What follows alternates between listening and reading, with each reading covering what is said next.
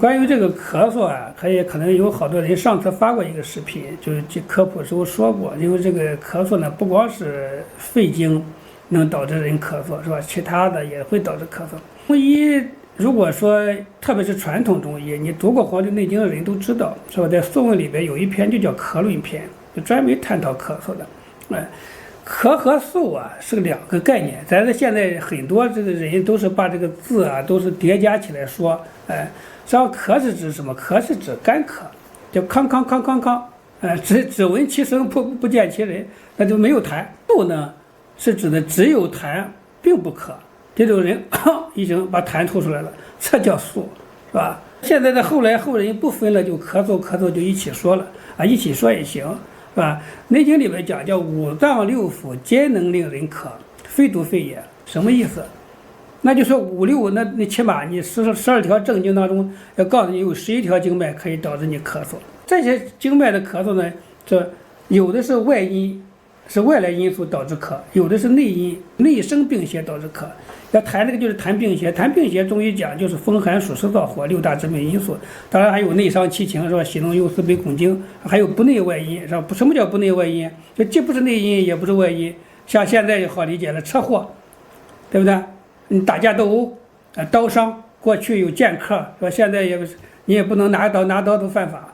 像这种的外伤，这叫称之为不内外因，那属于天灾人祸啊。在这个外因当中，比方说比较典型的像风寒暑湿燥火这些东西啊，其实都能导致咳嗽。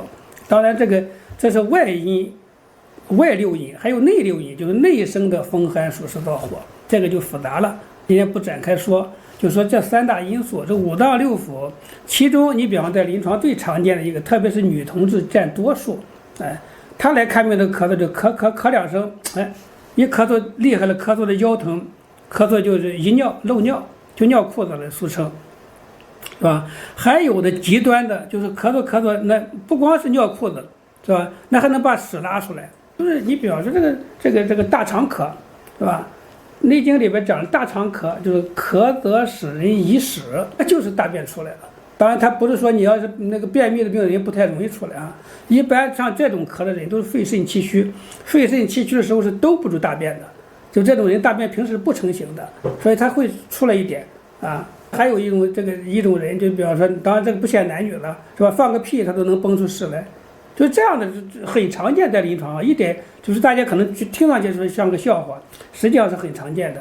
这个遗尿的这个问题，就咳嗽就尿裤的这个女的比男的要多的见。为什么？这个是从生理这个结构上讲，人女人尿道比较短，如果她肾气亏，这个尿的就是因为膀胱经虚的时候导致的咳嗽就尿裤子，大肠经导致的咳嗽就能把大便带出来，所以说这个咳嗽这个变一个咳嗽的，过去可能很多人理解，哎呀就上呼吸道感染，说要么就下呼吸道感染肺炎，要不就支气管感染啊。